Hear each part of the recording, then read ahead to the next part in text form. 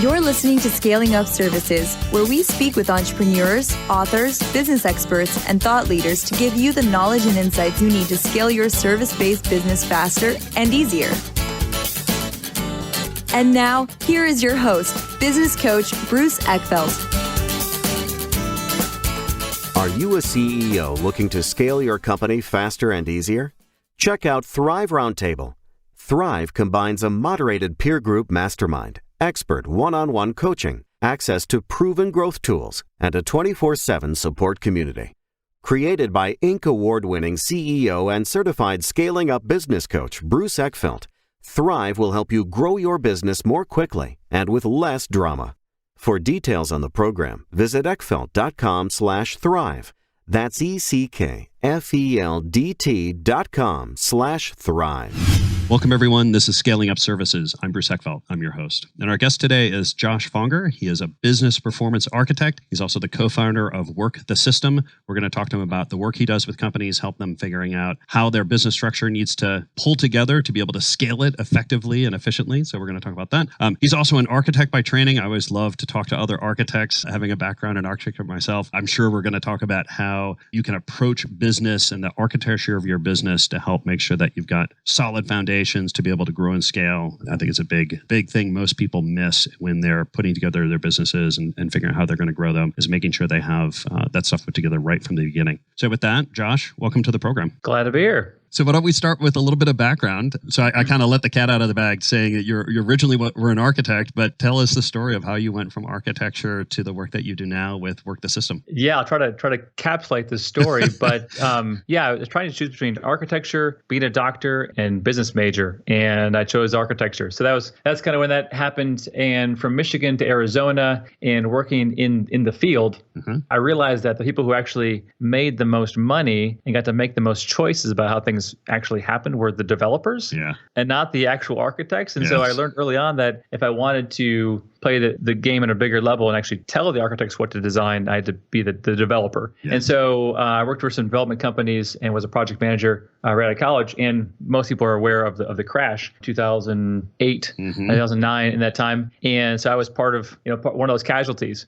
and had a wife and 2 kids and had to make some money. And after not finding anything, unless I wanted to take a 90% pay cut, I really had to jump to something different. And I'll talk about this in my own podcast, but I got my master's in business as well, while I was doing development. And I wrote my thesis about why you should never hire a consultant, like why you shouldn't hire a consultant, why they're actually going to take your money, they weren't really valuable, they weren't useful, and they just give you boilerplate. You should really just do it yourself. You should figure out yourself, and that your team should develop these ideas. But when you have no job, you have no money, you got to feed 2 kids, you'll take whatever job you get. And that was the only job I could find, was to be a business consultant. And so I took it, and this was not with Sam Carpenter, my current partner, but with another guy. And I had to learn very quickly in the field because he just said, "Hey, are you good at outside sales?" I was like, "Oh yeah." He's like, "How about putting presentations on?" And I said, "Oh yeah, I should be no problem."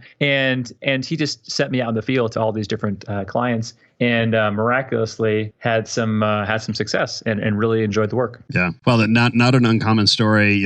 Necessity is the mother of invention or reinvention, as the case may be.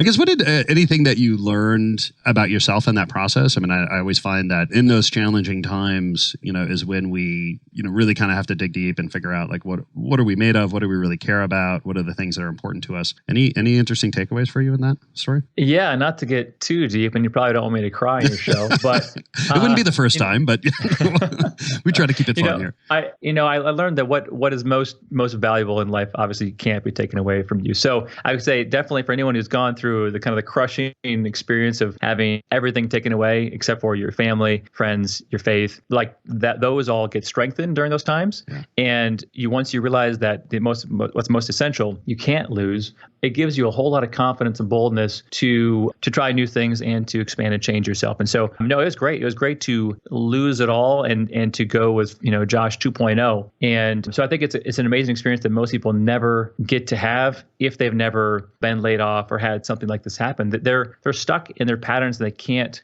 they're not going to push themselves into that situation. Yeah. No one's going to purposely do it. And so I think for those who've done it or have it happen to them, they're way more resilient. They're way more resourceful. They're hungry. They're more pragmatic about solutions. And instead of just the theoretical, like my first gig consulting was, here's a list of 2,000 names, make some calls. If you don't close anybody, you don't make any money, you don't eat. And so, yeah, I'm going to close some sales, even though I have no idea how to, this is cold calling in my early 20s. So you just figure it out because you have to. And I think that's once you have that confidence as an entrepreneur out on your own, you are way more confident trying other things because you know you can figure them out if you really have to. And most people who've been employees their whole lives are waiting to be told, and they have never built that muscle. Yeah, it's not an uncommon story or theme. I think for a lot of the folks that we've talked to on this podcast, just in terms of what they do now was somehow informed by, impacted by, created by, some kind of adverse event, whether it's, personal, financial, health, business. And in that process, there's kind of this, wow, you know what? I survived that. And it wasn't as bad as maybe I envisioned it could be. And so it gives me a lot more, I think it's confidence, but it's also, the ability to take a risk, knowing that these things are, survivable. They're not fun necessarily, but they're survivable. And it gives you a little bit more willingness to try things, be less kind of risk adverse or kind of fear based and more opportunity based. And I see that as just a pattern. A lot of the folks that have kind of gone through this process and come out the other side and seeing that as a takeaway. So it's interesting. So tell us about the work with Sam and the work the system. How did that come about? How have you kind of founded that, and what is the focus of that, the business? Well, yeah. So basically, I was flying around from location to location, helping out flooring store owners. So these would be people, mom and pop shops. Maybe they were doing $2 to $3 million in sales, family generational businesses. And I would fly out there, and I realized that all of the things I would put in place would actually fall apart within 3 months, 6 months, a year, because they were things that I was installing in the company from the outside, and they wouldn't stick. And I read this book called Work the System. I lived in Bend, Oregon, right where Sam Carpenter lived. And I realized that his solution, which was kind of documenting the processes of your business so that they do stick and so that they do scale and so they can be innovated upon, was an approach that I needed to use in my own consulting. He and I became friends. And ultimately, he's 70 now, and he's enjoying total freedom, doesn't need the money, doesn't need the Good for him. He's reached the goal. Oh yeah. And he's got an amazing life. And so he and I met when he was, 60, and he didn't want to do any coaching or consulting or create events because he didn't need to. Yeah. But his book had such a massive following and interest that he kept getting people wanting help with their business. And so he realized that he would need someone like me to grow a business where we could actually help these folks and not just hand them a book, but actually walk them through the process of installing what we call the Work the System method into the business. And so about 8 years ago, we founded that company together, and that's what I've been doing ever since. Got it. And I guess, why do people have the challenge? And I see this in lots of kind of cases, but I'm kind of curious in your case. It's like you've got this book, it's compelling, it talks about how to do these things. Like, where does the book fall short, and what is lacking that creates this opportunity to build the practice around? Yeah, well, I think just like losing weight, and people might read about and know how to lose weight or know how to fix their business. Since it is a change, it's they need help walking through that change, whether it's accountability, additional training, coaching, maybe they're missing some tools, but ultimately they aren't going to make the steps on their own because it's not natural to them. What's natural to them is shooting from the hip, putting fires out, just kind of always reacting to the environment. What's unnatural is to step back, have an objective look at your business, to build a strategy and principles and procedures and teams, and just do the methodical structure building that all large companies do and 99% of small companies will never do. And so that's where we fit in, is actually walking them through that process, because there's a lot of, I guess, shiny objects along the way, and they need somebody to hold them to the fact that this is, building processes and procedures in your business is never urgent, but it's always important. And so the urgent things always take them off track. And so we're here to keep them on track and to help them through that transition from knowing it all in their head to getting it out of their head into a framework where they can actually grow a team and they can actually hold a team accountable and they can actually set up some consistent KPIs and they actually can, scale. So I mean, based on the conversations that you and I had before this interview, I think that you probably work with more companies that have made it past this transition and now they're actually doing, 5-10 million plus a year. Mm-hmm. And now it's about how to go to 100 million and beyond that, where it's more about leadership and team culture. Whereas most of the people I work with, they're never going to get to that level because they keep it all in their head. Yeah. I always say that there's a series of kind of evolutionary processes that a founder or CEO needs to go through, to grow and scale the business. And some of it's external, looking at market strategy, some of it's internal in terms of process and system. And honestly, some of it is mental. It's just changing the mindset and the kind of view, the perspective that they have on leadership, on their role in the business, about what they're focused on. And they're all very different. It takes kind of expert coaching and systems to kind of help each step. I'm curious what as you've worked with companies, if you worked with leaders on this process, is there anything that tells you fairly quickly, either in conversations with prospects or early in the client relationship, either attributes, characteristics, things that tell you that someone is more likely or less likely to be successful in this process? Are there any early signs that you've identified or experienced, looking at all the people you've worked with? Mm-hmm. Yeah, I think it's going to be based on hunger or desire. Mm-hmm. Like if they have, and that's how we actually help them visualize what their life will be like if they have more time or more money, because that's our 3 criteria is basically lower your stress, give you more time back as an owner, and give you more personal income. And so of those 3 categories, what will your future look like? And if they just say, oh, my future will be a little bit better, well, they're not going to go through the work then. Yeah, exactly. If they say they want to grow their business by 3%, then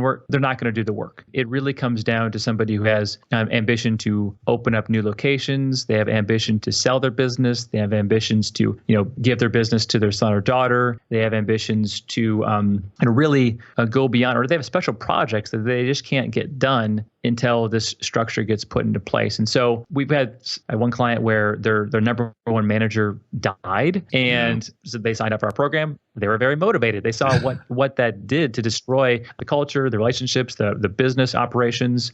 So when things like that happen, one client where she had cancer, it was going to be terminal. Well, she was very motivated to get structure in place because it was a family business. Yeah. And so a lot of it has to do with what is the driving motivator. If people are okay with things as they are, status quo, and then they won't do this. They have to be in a lot of pain. Yeah. I guess that would be it is, do they have a strong current pain? Like I had a client where his wife was pregnant and she really needed him to not be working 100 hours of work, 100 hours a week. He was very motivated to get it done. Yeah. So a lot of pain and a big ambition for the future, because they know they will never get to that big ambition without putting this in place. And those are my best. It has nothing to do with intelligence or degrees or industry. It has to do with those things. Yeah, and I think that makes sense. I think the one thing that I run into, you mentioned, selling the business, and that's often, the case is, I'm working with companies who are looking to grow and scale and sell. But one of the first conversations I have with, the founder, with the CEO is after you sell, what are you going to do? Because too many times I see there's no plan. There's no concept of, literally how am I going to spend my time? How am I going to measure my self-worth? They get their egos and their self-worth is so wrapped up in the business that they go to sell, and either they sell and they're miserable, or they sabotage the sale because they get so scared of actually not doing anything. They'd rather just keep the business going than and actually sell it, at a very nice profit, that's going to give them financial freedom, but then they don't have any purpose. I'm curious what you run into, if you've seen that at your level of this kind of, so say you get a whole bunch more time, what are you going to do with it problem? Yes. Yeah, it actually does happen. And I remember this, one of my first clients was Sam. And Sam and I were just figuring this out, like, how do we help these companies? Because he had tested out in his own business, and he had gone from a 100-hour work week to a 2-hour work week. And he wrote it all in his book, Work the System. And so here we're out there in the field, and we had this client. And within 3 to 4 months, he had worked himself from 50, 60 hours a week to the office didn't need him at all. It was a commercial appraisal firm, and he was having his best months yet. He was 20, 30% growth. And he said, now what do I do? And so he joined a band. So a church band, so playing guitar, and he got a road bike and did a lot of road biking, and there was some other hobby he got into. But basically, he said, Josh, I've been doing this for 3 months now. They don't need me in the office. So I think I'm going to open up 2 more locations. And so then he got, he got more motivated, and he went back to work, and he was really excited. He took the structure he built, opening up new locations in different cities, but he was so burned out. He had to take some time just to just figure himself out. But yeah, it definitely happens. And that is what the coach and consultant, I mean, in your experience too, is they need to help you break out of normal, because oftentimes entrepreneurs' lives, what they think is normal is crazy. It's insane. Yeah, exactly. Like there's someone I'm going to talk to right after this podcast, and she thought that it was normal for her people, her staff, to work until 6 or 7 at night, every night, from Monday through Friday, and then also work Saturday, and then also work Sunday afternoons. And she thought that was normal. Because that's what she does. Yeah, she's like, well, why don't my employees do that? I said, they're never going to do that. They're not crazy. Yeah. But she didn't know that. Right. Yeah. No, perspective. The other one I always find is I run into these entrepreneurs that get frustrated with their team, and they're like, I just want people that are more entrepreneurial. And I say, I don't think you really want that. I mean, think about you as an employee. Think if you were trying to manage yourself, you would be a nightmare, right? And so I think people get stuck in this, why can't people just be like me mindset, or this kind of mentality? And it does take some kind of awareness and reflection to realize that you don't want that. And your norms are not reasonable norms for the rest of the population. Exactly. But I think that the genius of entrepreneurs is they need to realize is that the only way they're going to push down some of that genius onto their team is by getting their genius into a scalable format. That's why that's kind of the unique thing that our company does, is try to help them get that, whether it's video, audio, text, some kind of recorded framework, so that they can pass it down and their team has the same strategy. Their team has the same principles. Their team has the same ways of doing things. And then the entrepreneur can say, oh, wait, now my team is aligned with what I think, and I can go do other things because I have these scalable entities, these little assets that will teach everybody beneath me. Mm-hmm. Yeah. So talk to us about the system. So what is the basic sort of philosophy or process that you work people through? Why does it work? What are the challenges of it? Yeah, so we try to keep it as simple as possible. So again, we're working with smaller companies, and you and I were talking beforehand about a lot of the structure that big companies, $5, $10, $50 million a year companies, have a lot of structure, and they need it because of the teams. But when you're starting out, you have to be really simple and pragmatic. And that is probably where our method excels, is that for one, we work on the owner's mindset. So we call it the systems mindset, where they extract themselves from the business, get outside of it, and they see the separate pieces of it, not for them in there, but just for the systems. And so this is a mindset shift first, which can be quite quick. Yeah. There's a strategic objective, we call it. So it's a 1-page strategy document, which is basically where you're going and how you're going to get there. So a 1-page quick document. It doesn't need to be eloquent, but it does need to keep you and everyone else on track, motivated towards a common direction. Principles. So how do you make decisions about everything? Time, talent, design, customer service, like a document that, so some folks might call it your values or your beliefs, but you do need one document like that, even if your company is just, you and your wife, just something that lets everyone know anyone who works with us is going to follow these principles. And so I give stuff to my team all the time, and I just say, follow the strategy and the principles, and then figure out how to do this, because you know how I would solve it. And this is for, new initiatives and new projects. Mm-hmm. And then the last thing is procedures. We call them working procedures. Bigger companies might call them SOPs. Yep. We call them working procedures because you are always working on them and you're always working in them. And we build the, one at a time. We call it the heavy lifting because no one wants to do it. But, we have coaches and we have writers and we have people who will help you extract that piece by piece, how to open up the doors in the morning, how to lock up at night, how to, do the recipe, how to make the sales call, how to do each little tiny piece of your business the right way, and then you can innovate on that. That's the basically the model. And then over time, those procedures will get more complex into how they do their sales and their marketing and the customer service and their finance and their IT. And so we're going to build up a collection of those, and that's really going to help them, in our case, get to the next level where they can work with you. Yeah. Yeah. And what are the challenges? I mean, I'm a big believer in standard operating procedures, about defining the process, improving the process. But I always find there's kind of challenges, hiccups in terms of, extracting that.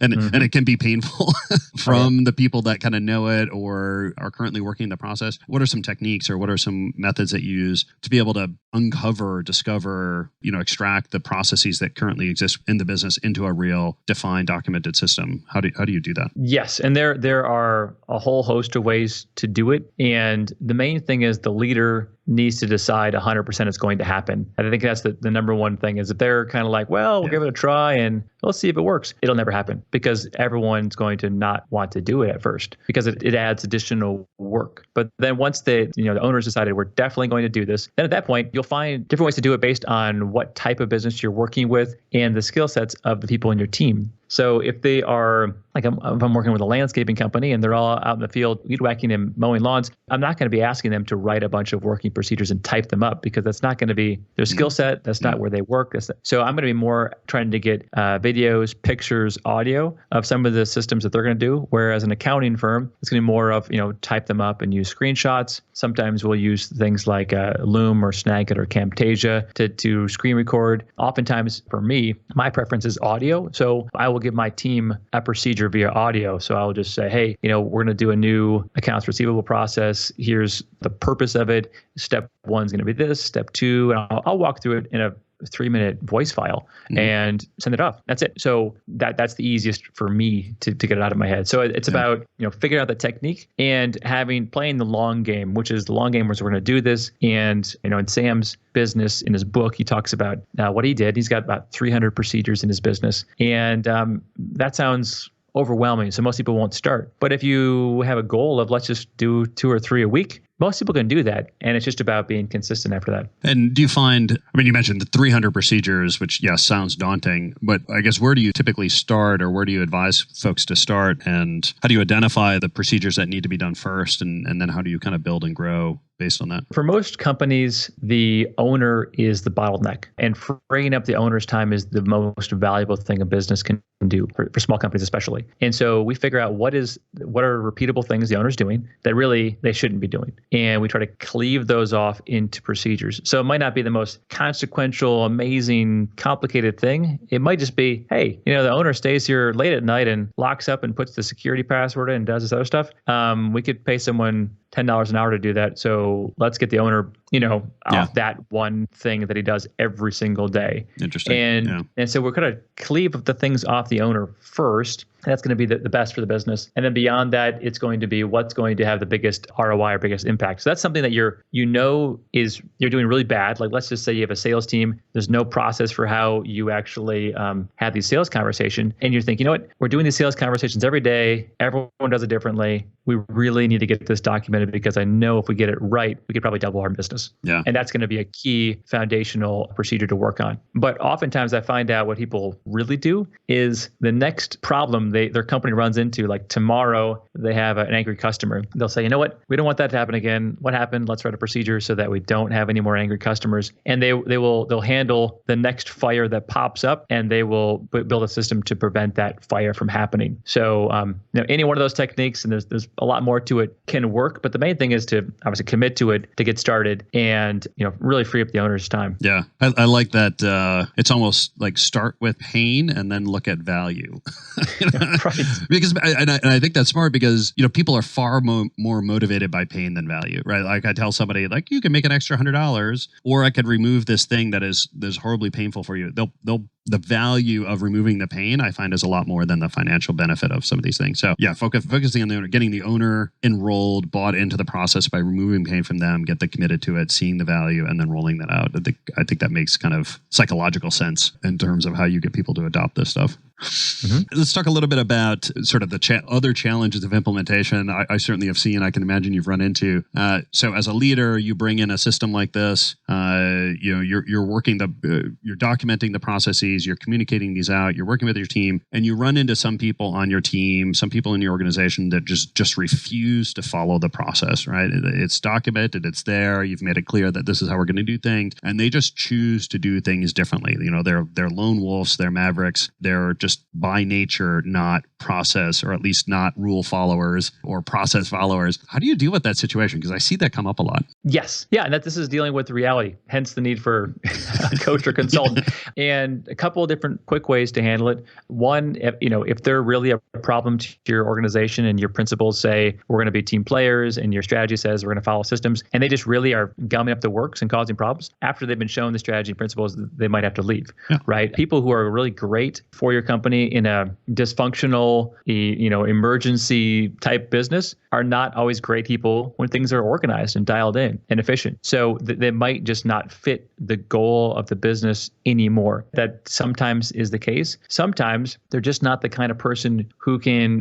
build procedures. And so they're happy to follow them, but they're happy to innovate on them. And they're happy to share their ideas, and they love the concept, but they're just not going to be the one to ever get it down on paper. And so that's fine. You identify that and you say, okay, so you're not going to be a writer, you're not going to be a reviewer, but you're going to be someone who innovates, and you're going to be someone who's going to follow them when they're done. But you're just not going to help us build these things. And there's going to be some folks like that for sure. And then often what happens is I call it quarantining, but you have a maverick or usually they're an outside salesperson and they're a deal maker, and they just do things their own way. Yeah. They're never going to follow what you do, but you really need them. And so, or their family. And so what you do in those cases is you just say, hey, Jim is going to stay in the outside sales division or in the special projects division, and he's not going to be part of this program. And Jim, you're not going to, obviously get the support and the efficiency and the automation and the technology we're doing. You're just going to stay off and do your own thing, and we're going to let you do it, but you're not going to screw up what we're building. And so you kind of set appropriate border, and you let everyone know. And sometimes, and I've seen this happen, is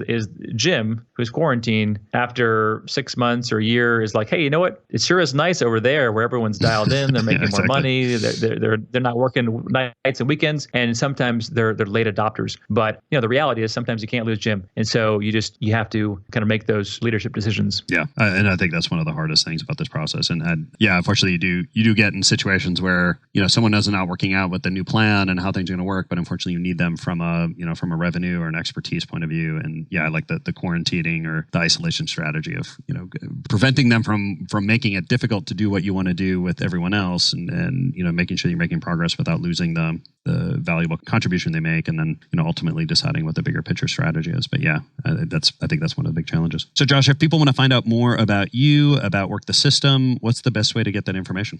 Well, we've got a special page just for your audience. It's workthesystem.com/SUS. So if they go to workthesystem.com/SUS, they're going to find some information there.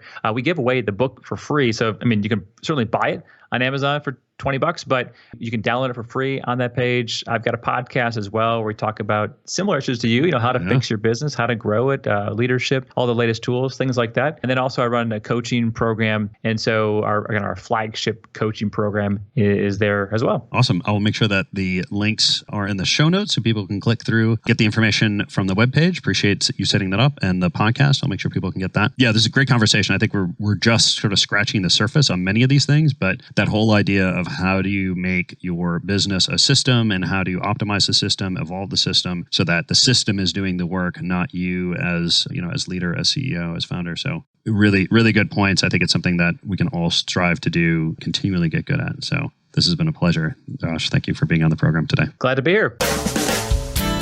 You've been listening to Scaling Up Services with business coach Bruce Eckfeldt.